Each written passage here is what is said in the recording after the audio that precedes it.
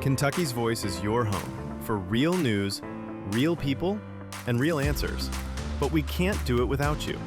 Your financial support helps us bring truth to the forefront, hold leaders accountable, and give a voice to the people of the Commonwealth. Join the fight today. Give online at kyvoice.org or text KYVoice to 53555. Every gift makes a difference. Stand with us. Speak up. Stay strong. You are Kentucky's voice.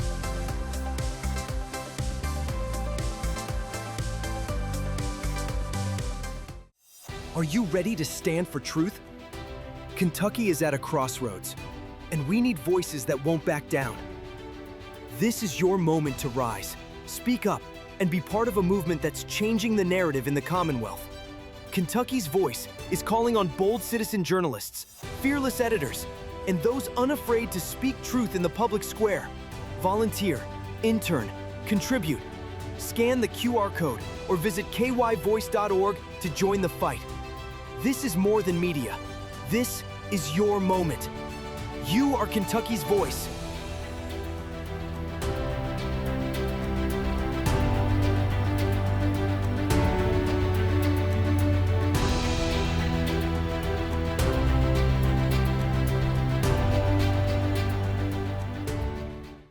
Open borders, shameful abandonment, disregard for human life, the prospect of more mandates and lockdowns, and the list goes on. Now more than ever, we need to stick together. Voting alone is not enough. We must use our dollars to support like-minded companies that fight for our rights and beliefs. Patriot Mobile is America's only Christian conservative wireless provider who shares your values. Last year, we gave more than $500,000 to conservative causes. With your support, we'll give more than $1.5 million this year. It's time to band together and support companies that truly love America and fight for our freedoms. Will you join us?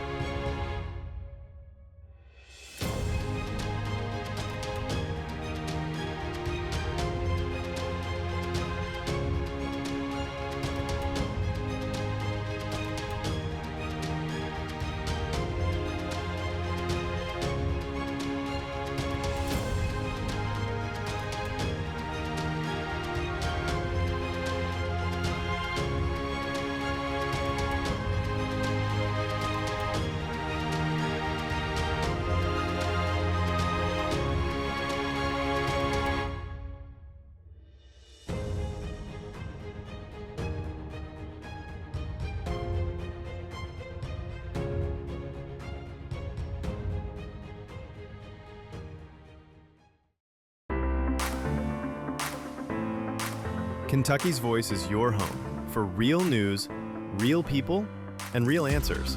But we can't do it without you. Your financial support helps us bring truth to the forefront, hold leaders accountable, and give a voice to the people of the Commonwealth. Join the fight today. Give online at kyvoice.org or text KYVoice to 53555. Every gift makes a difference. Stand with us. Speak up. Stay strong. You are Kentucky's voice.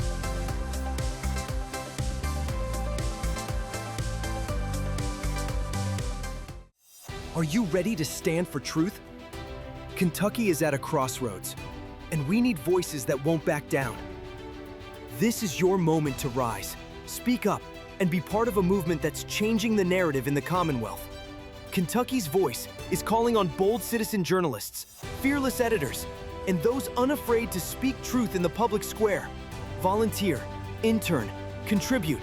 Scan the QR code or visit kyvoice.org to join the fight. This is more than media.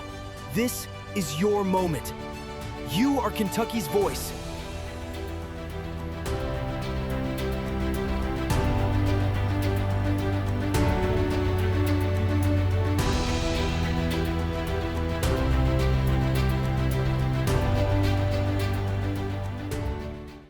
Open borders, shameful abandonment, disregard for human life, the prospect of more mandates and lockdowns, and the list goes on. Now more than ever, we need to stick together. Voting alone is not enough. We must use our dollars to support like-minded companies that fight for our rights and beliefs.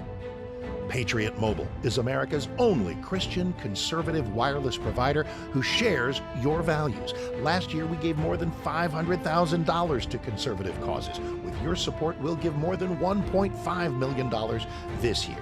It's time to band together and support companies that truly love America and fight for our freedoms. Will you join us?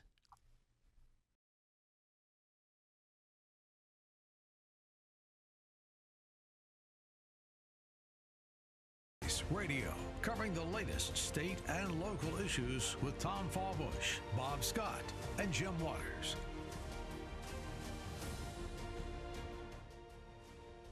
And good morning, Kentucky. You are listening to Kentucky's Voice, the Tom and Bob Show. That's right. I'm your host today, Bob Scott, and I am joined with my very good friend and co-host, Tom Fallbush.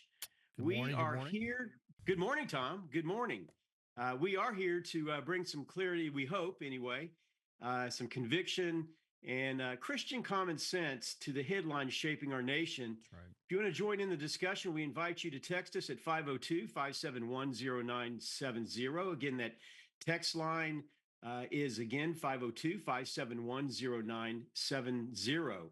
We've got a jam-packed show today, folks, and everything from Washington finally reopening for business, hello, to Senator John Fetterman's fall and subsequent hospitalization that happened yesterday.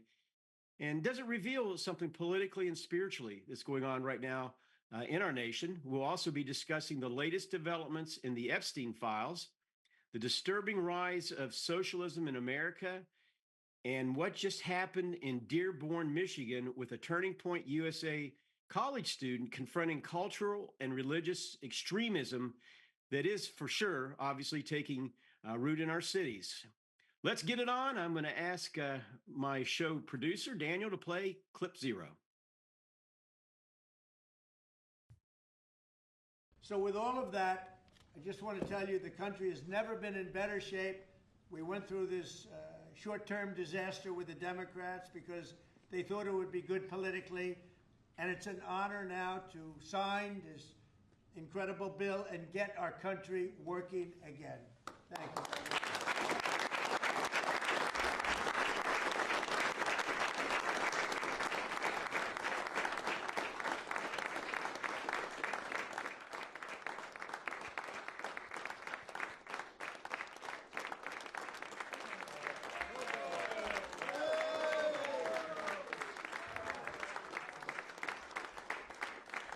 All right, folks. That, of course, was President Trump, signing the bill to get the country back in business. I feel like I should be clapping there. Yeah, that's right. The federal government is officially back open for business, making the Democrat-led, longest, and I can't say that enough, longest government shutdown in our nation's history. It was 43 days. And by the way, it did happen to cost our country $1.5 trillion. Yeah, crazy.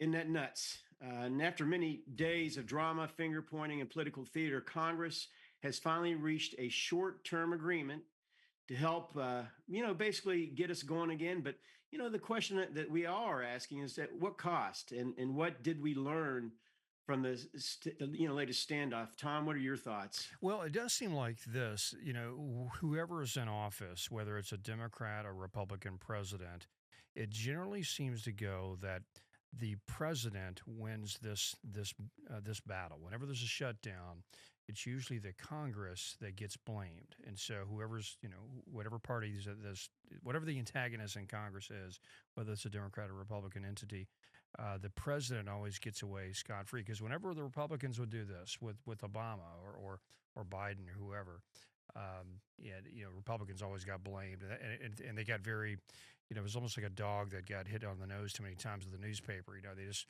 whenever a dog sees the newspaper, they kind of whinge. So for years, the Republican Congress said, we can't do another shutdown. Oh my goodness, anything don't, because we got blamed last time. So maybe that maybe the Democrats will learn that lesson this time, because they never were in this position where they're the ones that enforce the shutdown, and so maybe it's just the president wins in these scenarios. So. Yeah, and this was the second, the number one longest shutdown, as I mentioned, but the number two longest shutdown was, guess what? It was in Trump's first administration. Of course, it was led by the Democrats. We're going to talk more about what happened to John Fetterman yesterday. Stay tuned. We'll be back with more of Kentucky's Voice.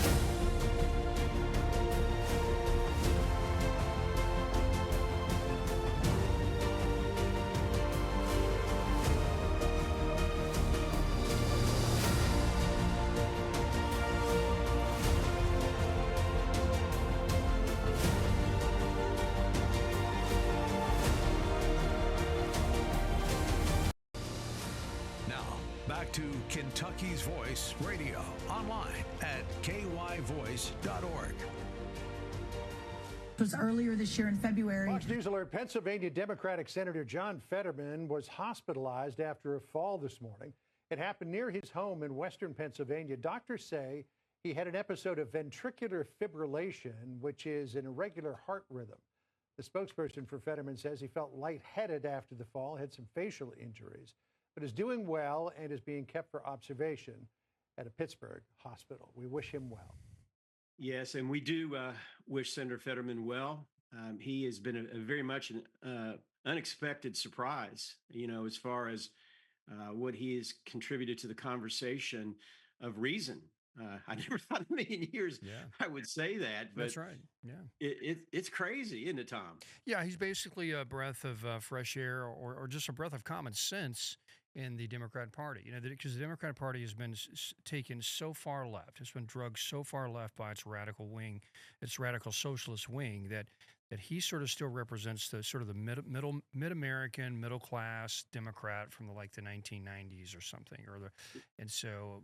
Yeah, but he's like one of maybe two like that in all the entire party. That's so, right. But anyway, but yeah, I hope he recovers and hope he does well. But I do think Pennsylvania is probably going to have a Republican senator after his term, because I just think Pennsylvania is starting to swing pretty red in its voter registration, and that's a good sign. So I think we probably only have a one-term Fetterman anyway, but I would disagree a little bit, because he has shown himself. I hear what you're saying, because there's obviously a lot of issues that he takes a left stand on, but he, I think, has shown himself to be, for the most part, a moderate that can appeal to both sides. True, and that does help you in a purple state like Pennsylvania, but I'd prefer to see a Republican in that seat, because they'll caucus with the Republicans, have more of a majority, because he's going to vote for a Democratic majority leader if he's in office. So I don't know. I think that could be driven home with the right messaging. And Trump won Pennsylvania. The registrations are up in Pennsylvania. I just wonder if Fetterman could win another statewide race in this climate. We'll see. One thing I will say, and we were talking about it, he has called out the viciousness inside his own party. He's praised Republicans, for working with him, and he's become increasingly outspoken against far left activism. I do have another clip. It's from President Trump and Senator Fetterman. Now, they're not together in this. It's basically two clips that were put together, but I thought it was pretty good. And they're talking about the crazy and really true evilness that's going on right now with the far left. And I want everybody to pay close attention, for those of you that are watching on TV, to the facial expressions of the CNN reporter. She even looked shocked. Please play clip 2. People are watching all of these videos and cheering. Some people are cheering that Charlie was killed. How do we fix this country? How do we come back together? I'll tell you something that's going to get me in trouble, but I couldn't care less. The radicals on the right oftentimes are radical because they don't want to see crime. They don't want to see crime. Worried about the border. They're saying, we don't want these people coming in. We don't want you burning our shopping centers. We don't want you shooting our people in the middle of the street. The radicals on the left are the problem, and they're vicious, and they're horrible, and they're politically savvy. You said, quote, I've drunk deeply of the venom of both the left and the right. As a connoisseur, I can confirm that the most poisonous, the bitterest, is from the far left. That is pretty remarkable to hear you say that as an elected Democrat. Why? No. It's just been my personal experience on this thing. And when I asked my digital team, I said, we're on all the platforms. Really, what's kind of the harshest? What's kind of the most personal? And the answer was immediate. He said, "Oh, blue sky. It's blue sky." And the difference is, the right would say really rough things and names. Some names I won't repeat on TV, but the on the left, it was like they want me to die, or that we're cheering for your next stroke, or that's terrible that depression won. Why couldn't it depression won? And I hope your kids find you. They even have like the graphic, a GIF where they have like a stroke, in your head, cheering at that. Yeah, and they said that. I remember one. They claimed, "Oh, the doctor let us down, and why did they have to save his life?"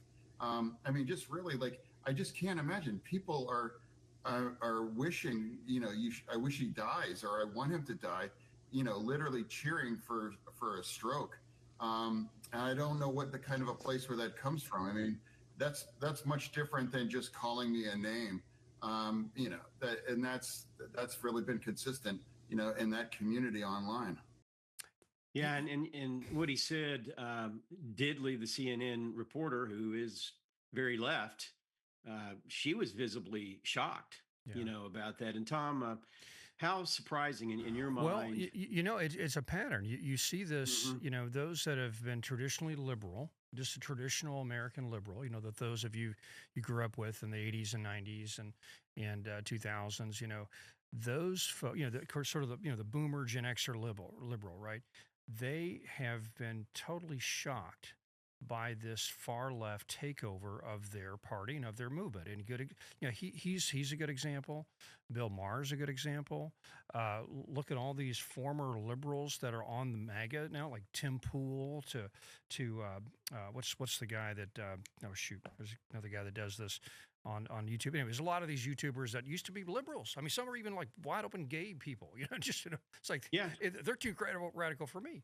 And so it just shows you how. So I guess if there's one benefit to the far left being the far left and being as radical as they are starting to ostracize people that used to be their allies and started and bringing them over to their. I don't know how many people I've heard or heard interviewed that listen. I didn't leave the Democratic Party. The Democratic Party left me. Yeah, that's right. And that's what's happening to Fetterman. It's like the Democratic Party is certainly left. They want him dead.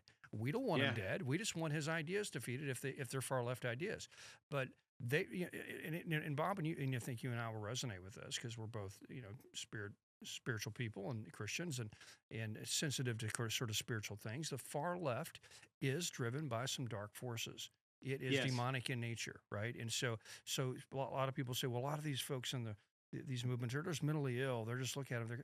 They're mentally ill, but they're also very, demonically inspired. No, it goes beyond that, Tom. Let's get right down to brass tacks. And if you don't believe in that stuff, you need to really just open your eyes. There's a spiritual reality to this world, and it can get a hold of political movements. And right now, it seems to be getting a hold of the far left.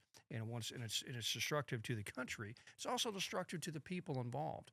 Because anybody that wants to wish somebody, death because they disagree with their opinions, anybody that wants to shoot Charlie Kirk in the neck in front of his family, that's right. that is not just mental illness. That's something that's very dark and evil and twisted. And there's, there's no way to explain that stuff other than there's a cosmic battle for our souls, and it's playing out in the reality in the real world in front of us. So. Is it surprising though, Tom, that we're seeing this? I mean, from the standpoint, it is shocking. I will say that, but is it really surprising that we're seeing this moral depravity now going on when you consider that our school systems, for the most part, have been taken over from the far left? That's where we're seeing a lot of this stemming from is, obviously colleges. That's why Charlie Kirk had such a deep focus on college campuses, and he was going literally into the lion's den, and it sadly it cost him his life. No, I totally agree. And I tell you, if any conservative listening right now, anybody that they're thinking, okay, they're thinking to themselves, what is the hope here? What is the future? What can we do? What is the one thing that is going to change the country permanently to kind of rewrite the ship? And that is stop sending your kids to these woke public school systems and woke colleges, because the left, they don't have children. Right? They don't believe in children. They either abort them or they live lifestyles where they don't have families. So they need your kids. And so they need your kids to indoctrinate and convert. And that's what they've been doing to our kids for the past 50, 80 years in colleges and public school systems. And we're starting to wake up to that. School choice is taking hold. And every state around Kentucky's got school choice. We're the last holdout. But so go move to Indiana if you want to get school choice. You can actually get paid to go to a private school. So all we got to do is just get our kids and get them away from these woke indoctrination centers, these secular seminaries known as public schools and colleges. And then the future is America's. It's conservative America. It's traditional America, because we're the only ones that have kids. And generally your politics follow your parents' politics. And That's right. Unless they go off to college. And everybody knows you've got somebody that some young woman that went off to college in your family, and they came back hating everybody in the family and calling everybody Nazis. You're a Fox News listening Nazi. Very good. College Next did up, folks, we're going to take a look again at the Epstein files as they continue to unravel, and the names, accusations, and connections are more explosive than ever. We'll also look at what's surfacing and what's being covered, and why conservatives have the right to know the truth. Don't go away. We'll be right back with more Kentucky Voice. Are you ready to stand for truth? Kentucky is at a crossroads, and we need voices that won't back down. This is your moment to rise, speak up, and be part of a movement that's changing the narrative in the Commonwealth. Kentucky's Voice is calling on bold citizen journalists, fearless editors, and those unafraid to speak truth in the public square. Volunteer, intern, contribute. Scan the QR code or visit kyvoice.org to join the fight. This is more than media. This is your moment. You are Kentucky's voice.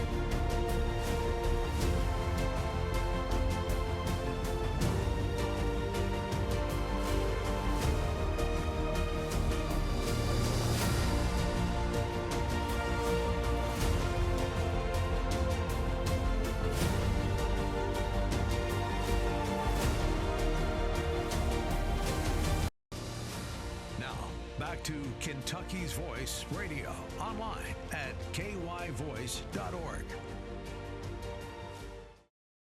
And you're listening to the Tom and Bob Show on Kentucky's Voice. If you want to join in the conversation today, you can text us at 502-571-0970. Again, we would absolutely love to hear from you. That text line number is 502-571-0970. If you have any kind of comment, please shoot it our way. More information has been leaking out and surfacing about the Epstein files. It seems like it's a daily drip. And once again, it's confirming what many conservatives have said for years. The worst corruption isn't just political, it's moral. It's spiritual, you can even say. And the people involved span government, entertainment, academia, and global power. Congressman Thomas Massey, he's my congressman, from our state, has his own theory. Please play clip 3. There's 2 reasons he's flipped. One, his rich and powerful friends who've donated to him or go to his dinner parties. He doesn't want to embarrass them. And they may, in fact, not even be guilty of a crime. They may just be very embarrassed that they were having extramarital sex, with these women, for instance. So that's one thing. But I think there's also the intelligence aspect of this that goes even deeper. Maybe Trump is on one plane and he's thinking, I can't embarrass my friends. But there may be people in the administration who are career people who are thinking on another plane. They're like, well, let's convince Trump he's going to embarrass his friends, when in reality what we're trying to do is protect our sources and methods, which may involve sex trafficking. Yeah. And we don't want to embarrass our partner, Israel, in this time when the popularity for their war or support for their war is at an all-time low. And now we're going to find out that their defense minister, Ehud Barak, was documented with Jeffrey Epstein 3 dozen times, probably even while he was defense minister. He had previously been prime minister. I don't know that he knew Epstein during that period. I'm not sure how much of those dates overlap, but there are reasons that they want to protect them. There's reasons he's flipped. And I don't think his children or J.D. Vance or even Pam Bondi or Kash Patel were read into all that when they originally said all of this stuff should be released. I mean, if it's a hoax, what were those binders that Pam Bondi gave out? Was she just fueling a hoax? And Congressman Massey does bring up some very interesting points. I know we talked about this a little bit on yesterday's show, Tom, but this is something I want to take a little bit of a deeper dive into in this segment. What are your thoughts about what he had to say? I know he's probably right about the Israel thing, though I'm very pro-Israel, and I think even if Israel's caught up in this, still there's a noble cause, and the war was justified. And if America was attacked by a bunch of terrorists in Mexico and kidnapped a bunch of our citizens, America would have went into Mexico and leveled whatever absolutely city, that had that. So you can't have this double standard with Israel and that kind of stuff. So, but when it comes to their very aggressive intelligence service, which it is by nature, it needs to be. And you're talking about Mossad, obviously. Yeah, they probably overstepped here and had this operation going, and Epstein was involved in it, and that's probably so. There's probably some issues there. The donor thing, yeah, I guess maybe, but I don't know. There's something there that he thinks is going to be damaging to either the country or to the MAGA movement or his agenda, and so, or otherwise it would have been out by now.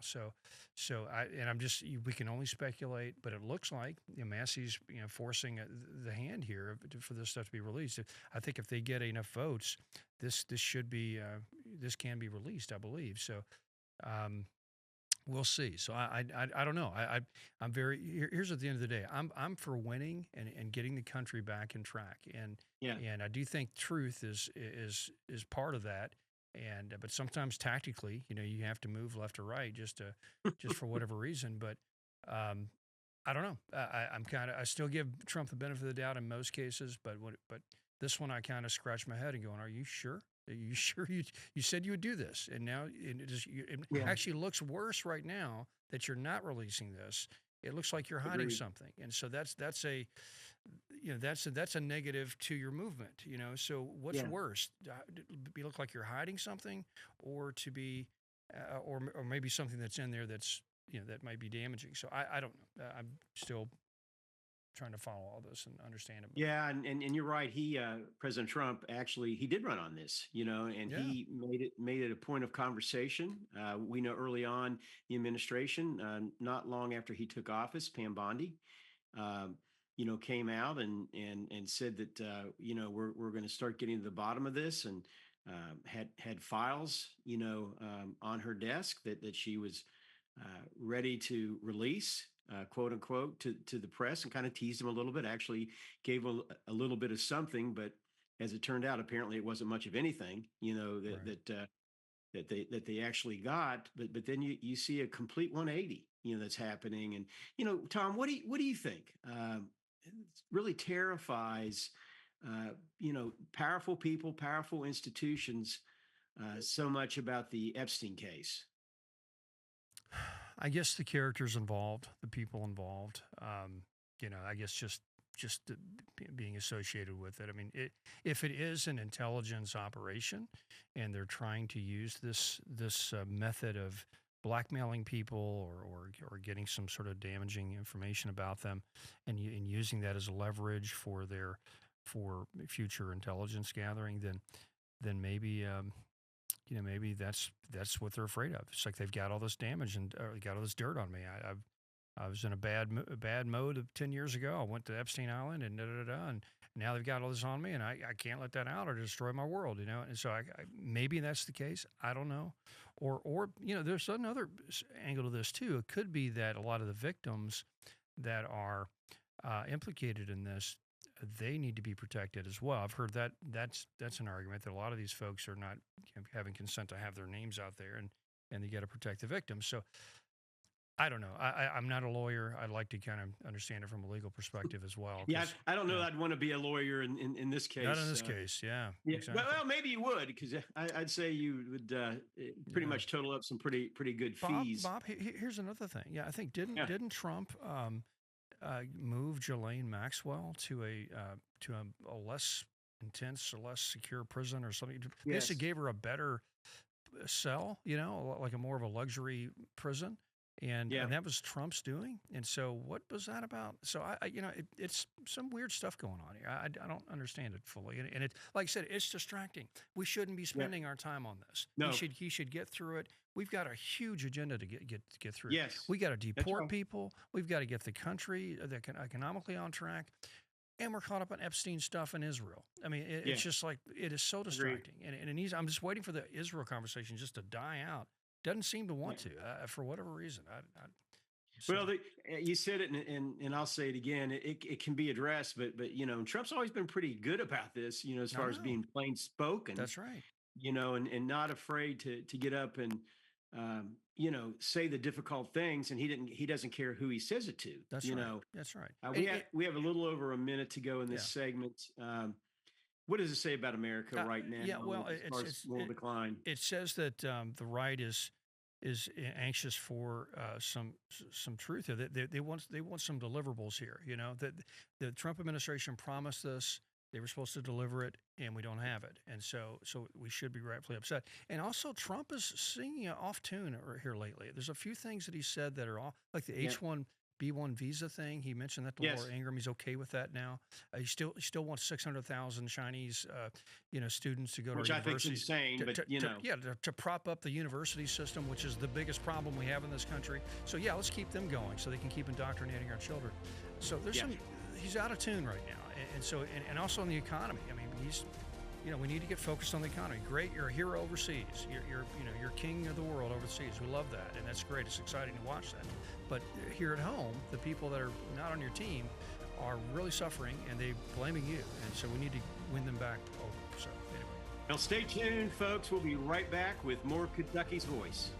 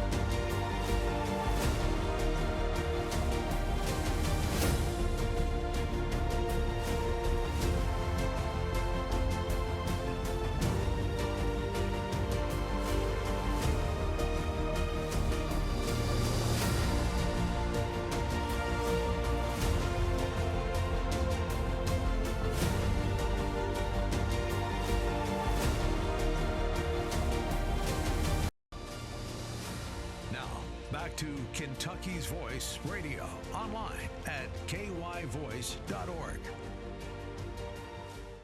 And welcome back to the Tom and Bob Show here on Kentucky's Voice. I'm your host today, Bob Scott, with my co-host, Tom Fawbush. If you want to join in the discussion, again, we invite you to text us. We'd love to hear from you. That text line number is 502-571-0970. And across the country, unfortunately, socialist ideology is gaining influence. It's not just in economic policy, but in culture and education, and really, honestly, how people view the role of government. We used to think it was something on the fringe, for honestly, the kooks, but is now mainstream, as evidenced by what we just saw happen in our largest city by electing a socialist mayor. Of course, I'm talking about New York City. And it also has happened, actually, now that I think about it, out in Seattle, same situation. They elected a socialist woman there. And it honestly is now leaving people asking, how did we get here? And how do we push back? I've got a clip that I've been anxious to share with everybody. It's from the late, great Charlie Kirk. He once again speaks a lot of truth and common sense to this event. This clip, in fact, that I'm going to share with you all has already had well over 5 million views. Please play clip 4. What exactly about socialism do you not like? Like the 130 million people that died under socialism in the last 100 years. The fact that every country that engages in a socialist direction becomes less free, less prosperous. Do you think that maybe there's like a middle ground where you can have a little bit of both? Everything comes at a price. The states that are the most socialistic are the worst and hardest states to live in this country. California, New York, Illinois have the most people leaving. Highest taxes, most social benefits, most social welfare, and they're leaving for states that are freer with lower taxes and more economic freedom. So everything comes at a price. Okay. Well, thank you. Thank you. Appreciate it. And again, that young man was just full of so much wisdom, and right at the top, he laid it out, why you don't want socialism. The number one reason is lots and lots of people die. He mentioned they estimate 130 million people have died at the hands of this demonic, and I'll say it, it's a demonic religion. It's not a political theory.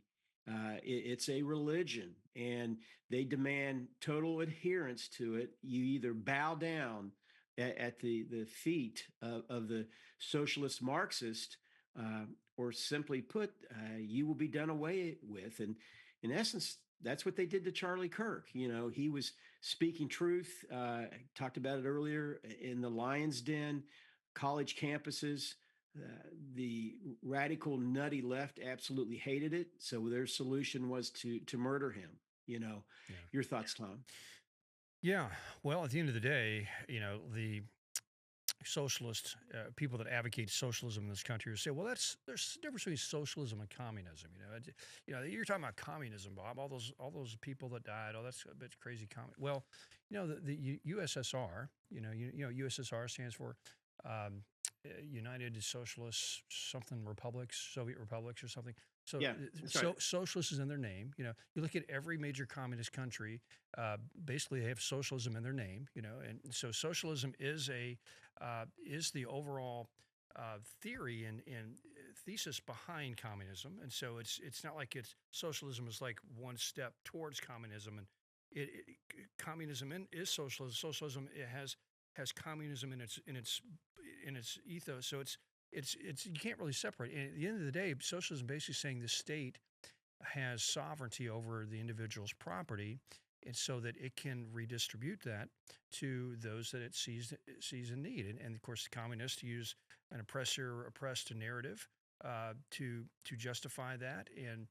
so does most generally socialists. They're saying, well, there's a needy person over here, there's a needy group, we need to take away from Bob to give to Tom, and so it's just inherently defective. And you do have a whole group of young people that have been born or come of age since the Cold War that are clueless about what that was about the struggle that we've had over the past 100 years with socialist systems like communism, like fascism, Nazism. All that stuff was socialist.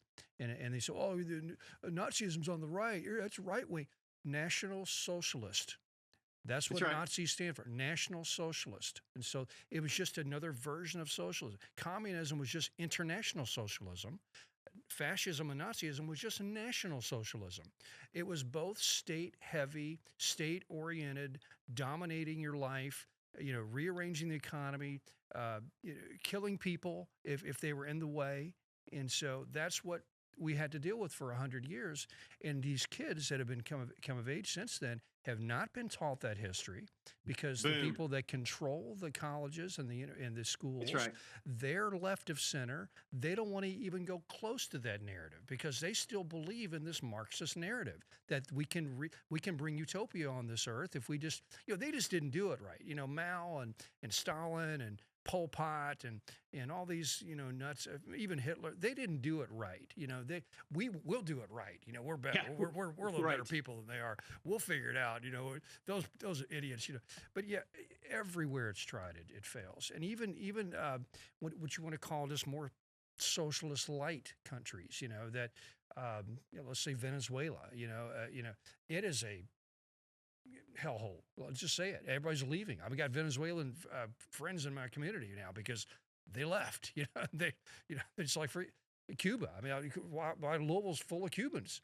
Because Cuba's been socialist for the past 50 years. So, but young people don't understand this. But let me say the last point. They are suffering because we've had a crony capitalist system, a corporatist system over the past 40, 30 years has not played to their favor. And so they are looking around for alternatives. And these socialists are saying, hey, we got this great idea. No one's ever tried it. Let's try it. And so, well, we've seen this. Well, and you really honestly made it, you hit the nail on the head. The educational system has once again failed. To really explain the dangers and the evilness of socialism, and here, folks, let me tell you this. I'm gonna give you a little lesson here with regard to how socialism works. They're not basically doing a Robin Hood thing where they're taking from the rich and giving it to the poor. No, no, no, no, no, no.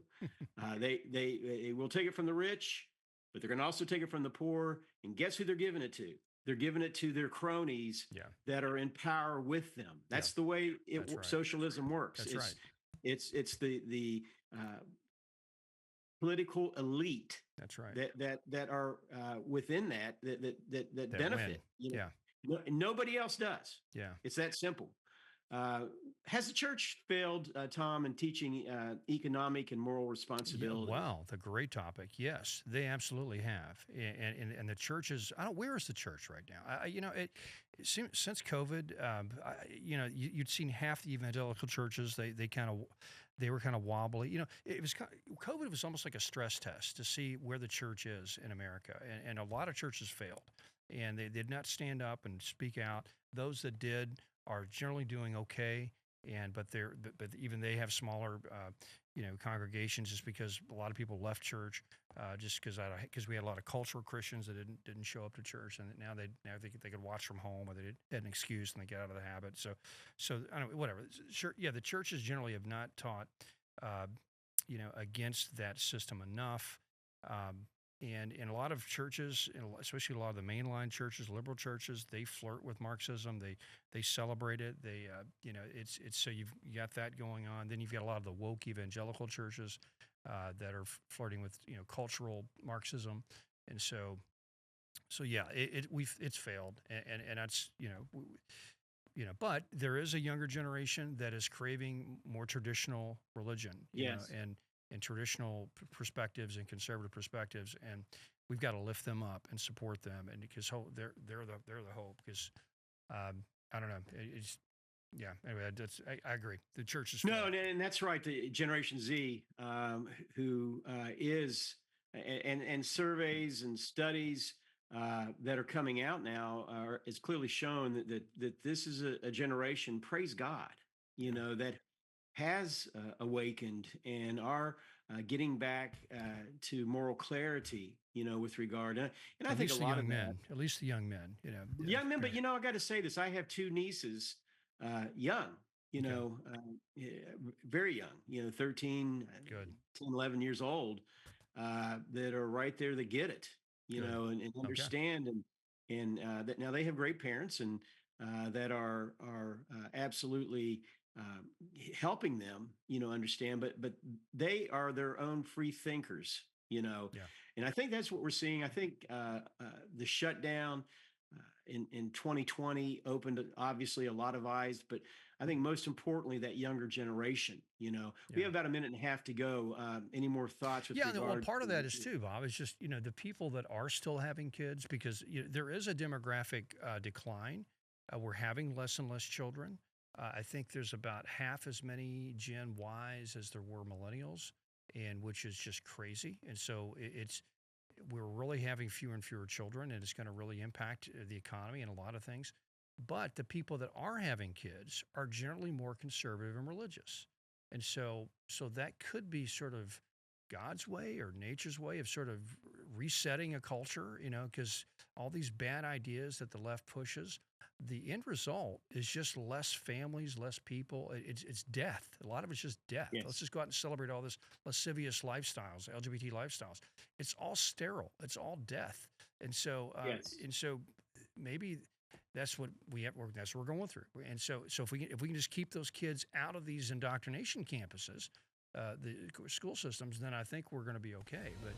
But anyway, there we go. So Tom, and thank you for your comments. And coming up, we do have a Turning Point USA student at Grand Valley State in Michigan. He takes a very bold stand during a heated meeting at the Dearborn City Hall, and it is exposing a growing cultural and religious takeover that's happening in the very halls of America.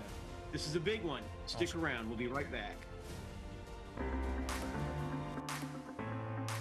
Kentucky's Voice is your home for real news, real people, and real answers. But we can't do it without you. Your financial support helps us bring truth to the forefront, hold leaders accountable, and give a voice to the people of the Commonwealth. Join the fight today. Give online at kyvoice.org or text KYVoice to 53555. Every gift makes a difference. Stand with us. Speak up. Stay strong. You are Kentucky's voice.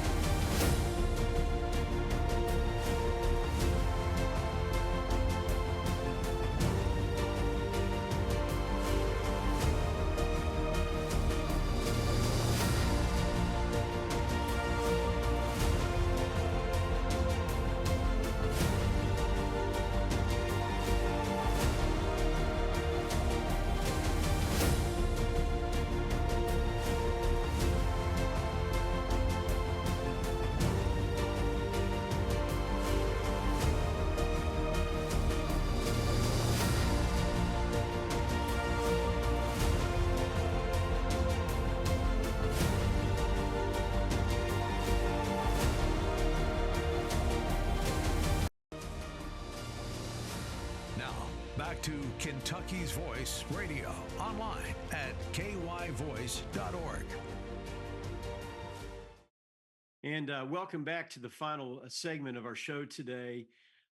In Dearborn, Michigan, at a City Hall meeting, this happened just recently, a Turning Point USA chapter president from Grand Valley State University in Michigan stepped up to really confront the mayor and the entire city council there. Basically, he's calling it out like he sees it, like it's happening.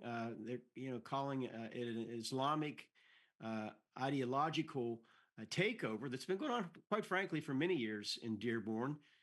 His comments did go viral, and the pushback was immediate. Please play clip 5. Noah Mullins, Grand Rapids Council. I have the privilege of serving as the Turning Point USA chapter president at Grand Valley State University in Allendale, Michigan, and I have traveled home tonight to speak with you because of how disturbed I am by recent events in this city. On September 8, 2025, leaders of this city made their allegiance clear. Osama Sablani is a terrorist sympathizer, full stop. I speak on behalf of Americans everywhere when I say that renaming the corner of Warren Avenue and Chase to honor this individual stands against everything this great country represents. Americans do not stand by silently when Hamas and Hezbollah terrorists slaughter innocent men, women, and children. Neither does Mr. Sablani. But instead of denouncing these terrorist organizations like Americans should, he describes Hamas as freedom fighters and describes the former leader of Hezbollah as a hero. I was born in this city, and I no longer recognize my beloved Dearborn. On September 9th, Mayor Hammoud decided to add insult to injury and rebuke a Dearborn resident who brought to light this very issue. Mayor, know that your rebuke of me will fail to make me yield, and that you have revealed your true nature to all of us. As if these two events weren't enough, the city has also decided to not enforce their own noise ordinances by allowing the Islamic call to prayer from local mosques at times as early as 5:30 a.m. Men and women across America are waking up to the state of our city, and all eyes are on Dearborn. I'm a 22-year-old man, but I am willing to give all of myself, and even my life, to the defense of my land, my people, my Lord, and my future wife and children. My future wife and children deserve to live in a safe and prosperous Metro Detroit like I did growing up. If our region is to continue down the path of Dearborn and Hamtramck, what will become of us? Will our culture be diluted and erased like we are currently witnessing in Europe? The peoples of Europe are the siren call to us here in America. Do not let Islamic culture dominate our own. This is the unfortunate scenario we find ourselves in, but I am proud to be one of the many voices that will warn my fellow countrymen of this impending threat, starting in the city I was born, Dearborn. This city put the world on wheels and helped make the state of Michigan the powerhouse that it is. How then does it fall from such grace? Obviously, It's because we have very brave young man Yeah, way to go. taking a stand.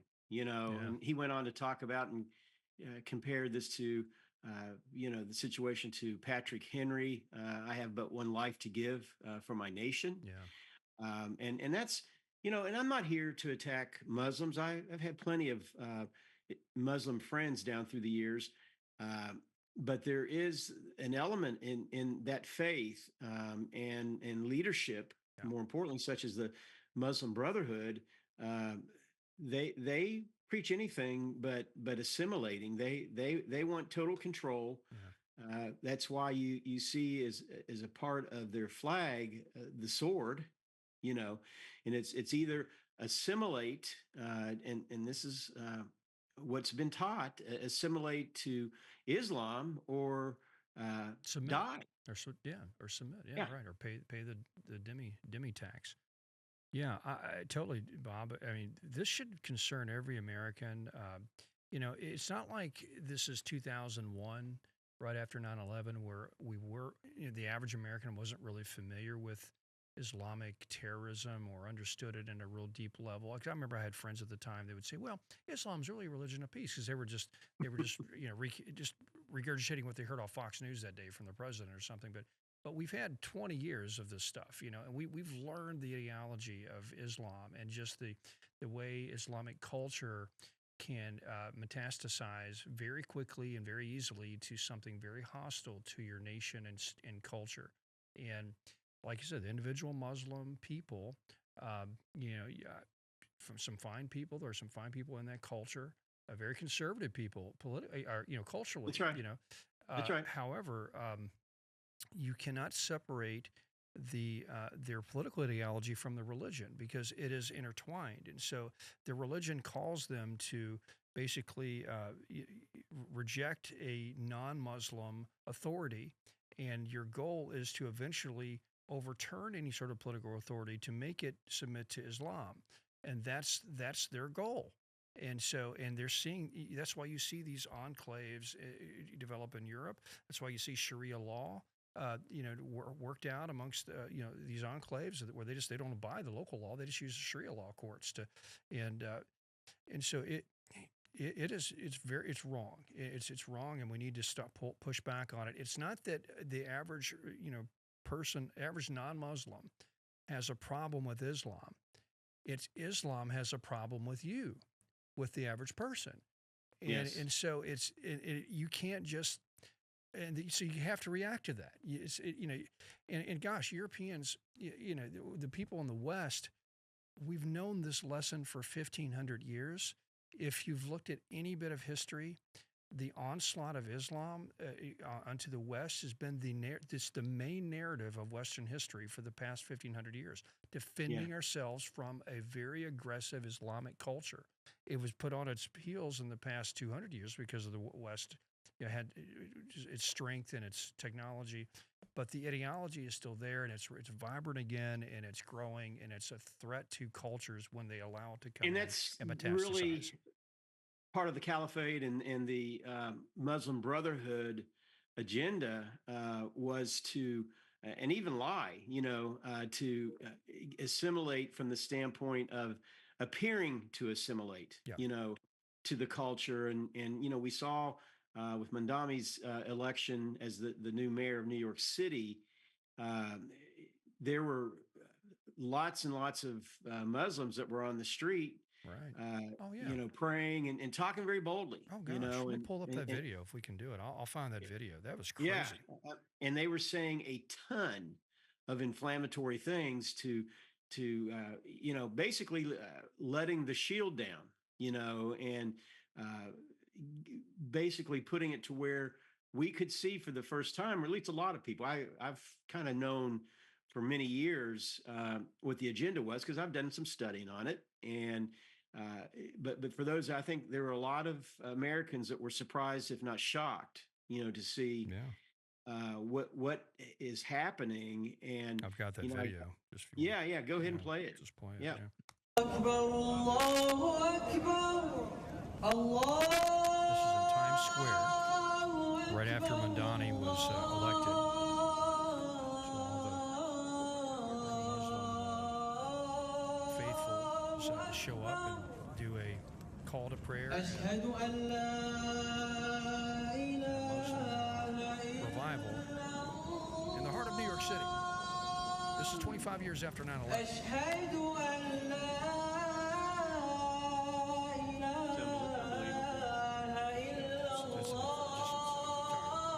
I'm tired of that audio. That stuff it's like nails on a chalkboard. So I'll just stop there. But well, yeah, it's just it's just a thought, and so there was a lot of preaching there as well. There's another clip where they're preaching like Islam. Yeah.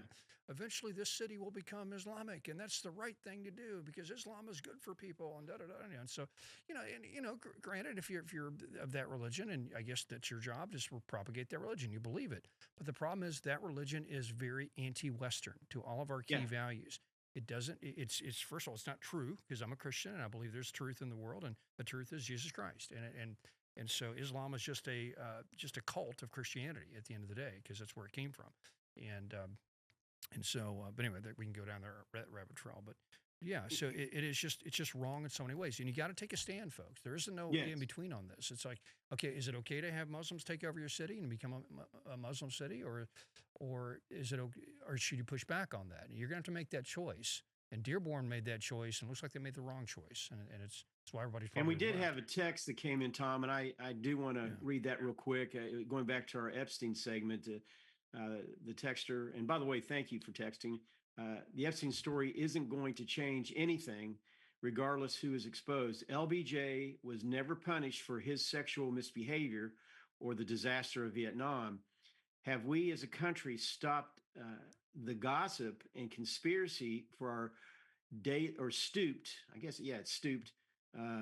to gossip and conspiracy for our daily ration of news? And that's a very fair question. And I know, again, we only have a little bit over 2.5 minutes to go in the show. And I do want to talk also about the Turning Point and what they're doing. We know that organization has absolutely exploded since the death of Charlie Kirk. And so much so that even, I know, Tom, the church that you belong to is opening up a chapter.